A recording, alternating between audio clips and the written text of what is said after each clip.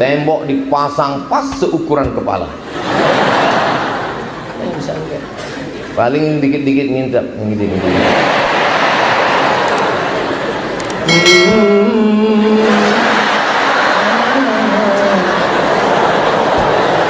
Gak bisa, karena di depan sama di perbatasan haza yujahizu tajhizul janazah, persiapan. Dia mesti lulus dulu amthilati.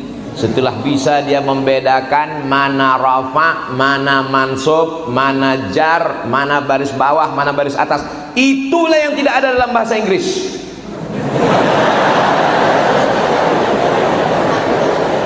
Ada. Asyhadu anna Muhammadur Rasulillah. Orang Inggris nyantai aja. Emang masalah buat lo? Tapi anak Al-Falah tahu bahwa itu salah. Mana ada dalam bahasa Inggris? This is Muhammadun. I am walking with Muhammadin. I see Muhammadan. Because Muhammadan is object wa alamatu nasbihi fathatun zahiratun fi akhirih. Mana ada?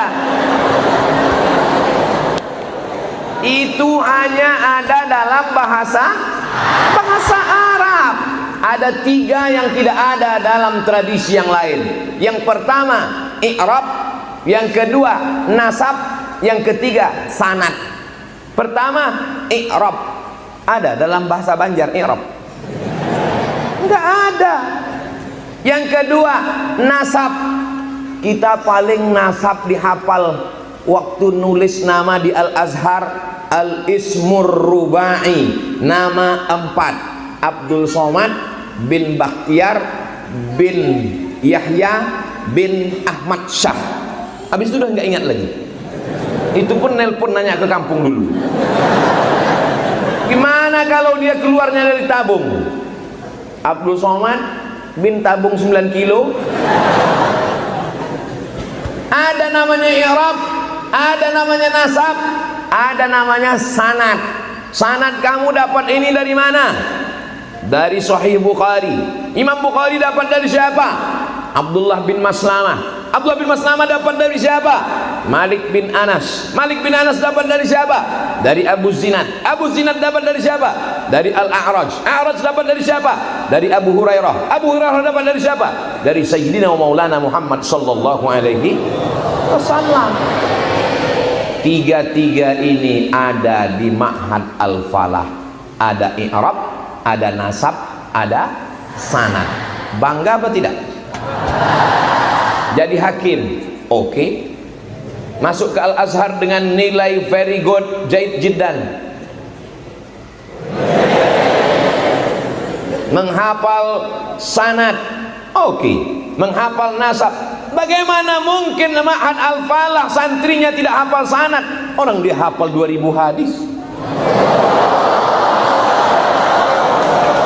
Hadis di kepalanya. Di saat anak-anak muda seusia dia di luar sana sibuk dengan dunia, di sini dia menjadi menghafal hadis, temannya di luar menghafal hadas.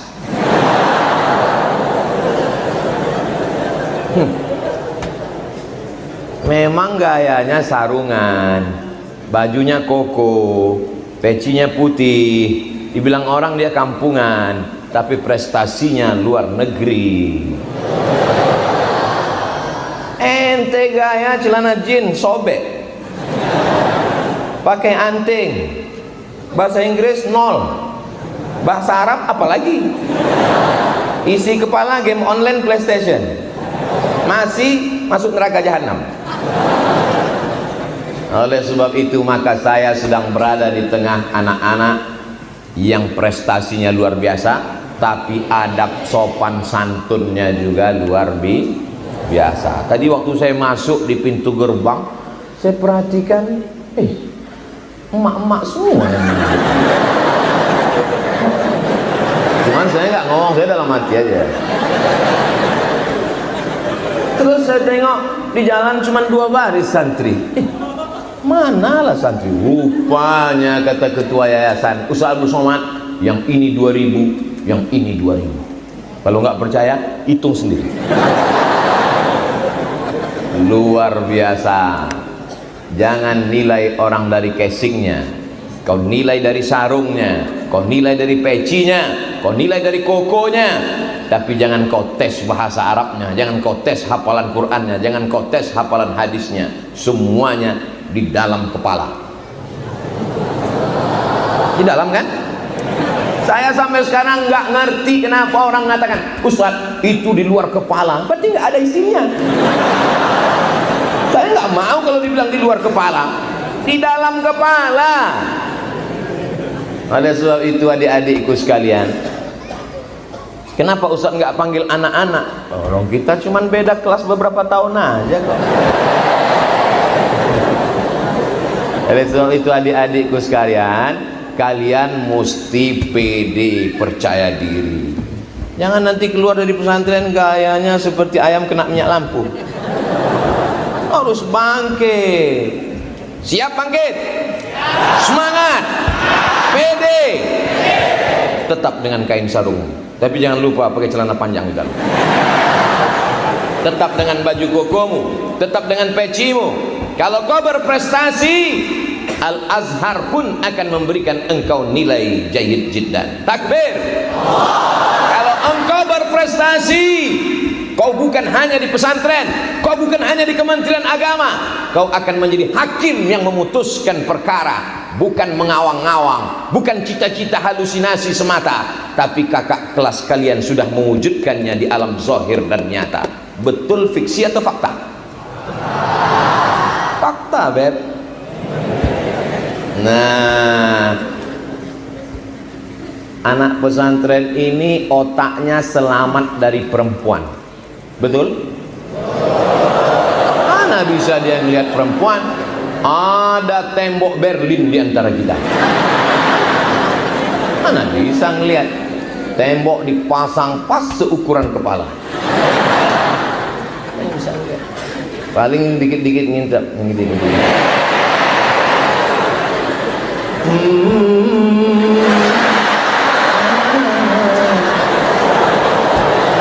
Gak bisa, karena di depan sama di perbatasan ini dikawal dengan yang baju hitam semua. Mana? Gak bisa. Pesantren bukan kejam anakku, pesantren bukan jahat. Pesantren ingin menjaga supaya kepala kalian bersih. Syakautu ila waqi'in su'a hifzi fa arsyadani ila tarkil ma'asi li'anna al-ilma nurun wa nurullahi la yuhdalil asi. Sabar, semua ada saatnya. Judul buku terjemahan saya. Sabar.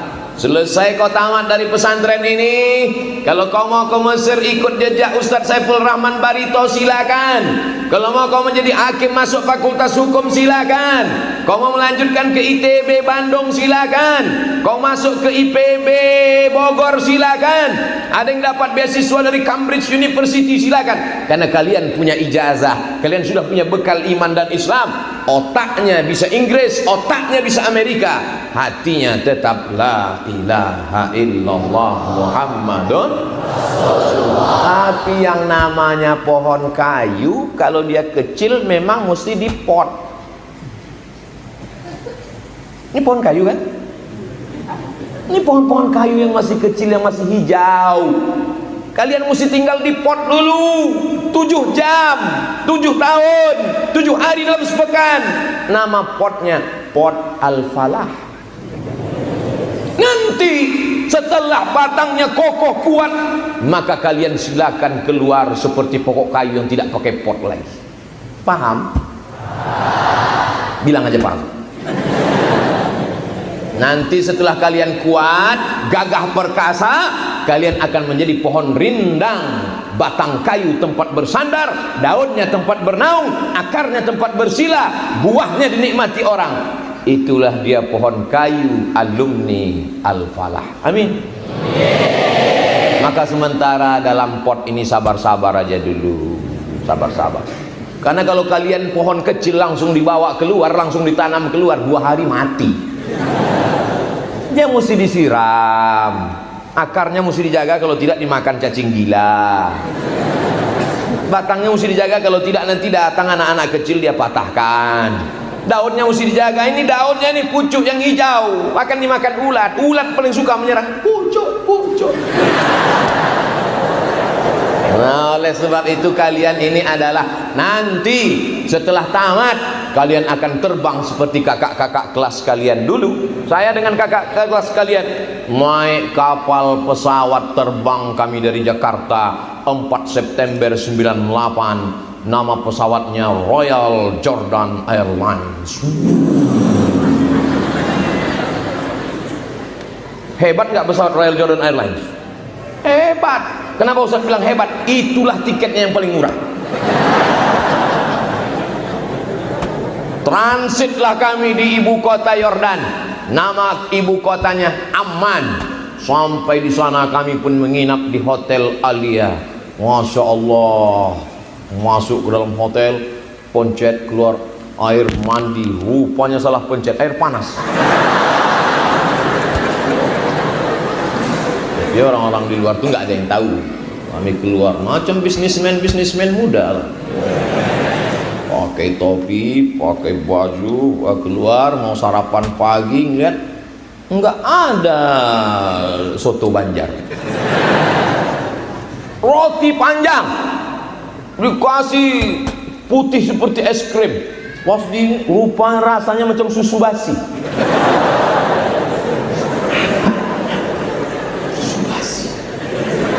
Pokoknya yogurt, YOGURT, yogurt, susu basi. Ada hijau-hijau, biru muda, ambil sendok banyak, seperti anggur, pahit, rupanya zaitun.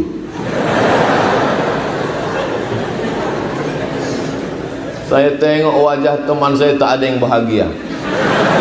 Terpancar dari wajah mereka, dari tatapan matanya, ku tahu memang kau mencari lontong sayur, brother.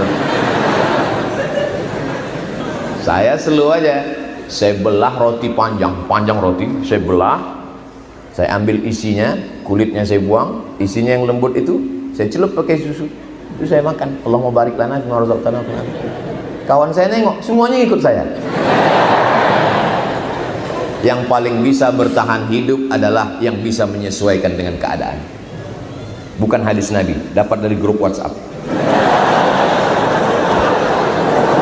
Kalau dipertahankan dia lapar, makan aja roti gandum, ada susu, tuang, selesai, masuk naik pesawat, pakai jas, pakai dasi, pakai blooper, pakai jaket, sampai ke Kairo. Begitu keluar turun dari airport, dari pesawat, Masya Allah, macam pejabat-pejabat itu. Begitu setengah jam berkeringat, rupanya musim panas. Salah berita, sangka musim dingin. Tertulislah di pintu, ihbitu Misra fa innalakum ma sa'altum. Turunlah kamu ke Mesir, kamu akan mendapatkan apa yang kau cari. Semua ada, dari mulai Musa sampai Fir'aun. Saya tidak paksa adik-adikku untuk ikut kami. Mau ke Mesir silakan. Kalau enggak kau Mesir, ya enggak paksa. Makanya banyak orang tua yang nelpon saya, Ustaz Abdul Somad, saya ingin anak saya dikirim ke Mesir. Yang mau ke Mesir bapak apa anaknya? Saya apa Ustaz? Kalau gitu bapak aja pergi. Kita tidak bisa paksa anak-anak kita sesuai kemauan dia masing-masing. Ada di antara anakku yang memang mau ke Mesir, silakan. Tapi yang tak ada mau ke Mesir, kita tanya, kau mau kemana? Aku mau ke Amerika Pak Ustadz. Yang memotivasi kamu ke sana apa? Donald Trump.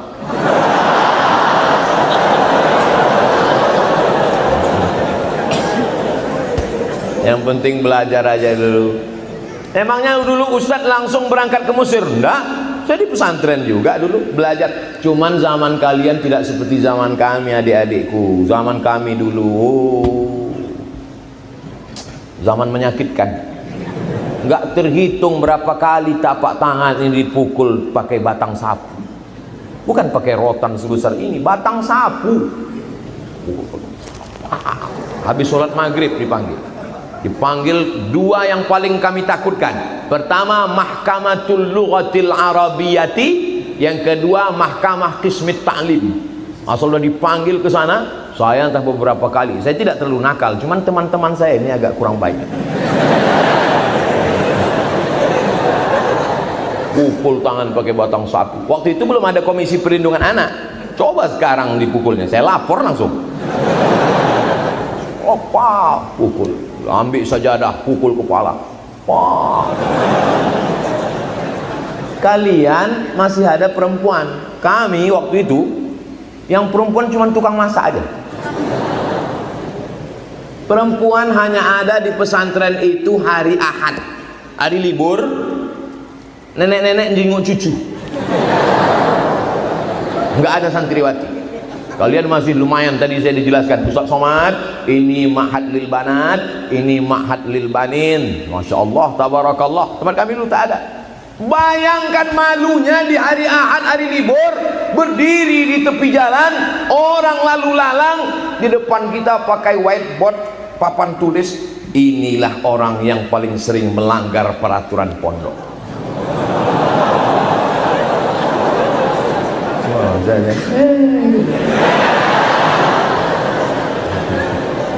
Tapi ternyata adik-adik, ternyata hebatnya pondok, di dalam hukuman itu pun ternyata ada pelajaran bermakna. Coba bayangkan dulu kalau tidak kena hukuman itu, pas digemetaran kan, grogi kan, udah putus urat-urat itu. 1 hari, setengah hari. Oleh sebab itu pondok itu luar biasa. Orang yang sayang dengan anaknya, bukan yang membiarkan anaknya di kamar, belikan handphone, belikan mobil, belikan TV besar, anaknya bisa jadi hantu. Hai orang-orang tua dimanapun kau berada, kalau memang kau sayang pada anakmu, maka kau didik dia menjadi orang yang bisa bersosialisasi dengan orang banyak. Kirim dia ke pesantren. Kalau kau berada di pulau Kalimantan, khusus Kalimantan Selatan, antarkan dia ke Banjarbaru, pesantren Al-Falah.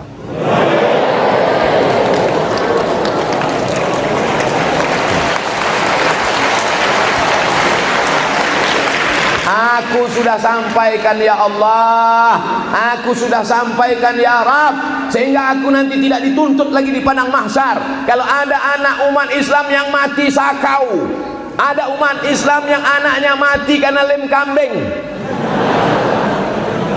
ngirup lem, ikut sama lem-lemnya,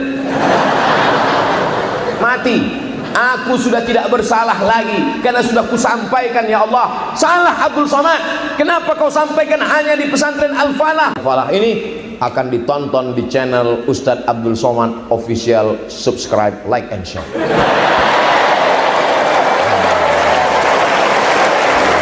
Oleh sebab itu maka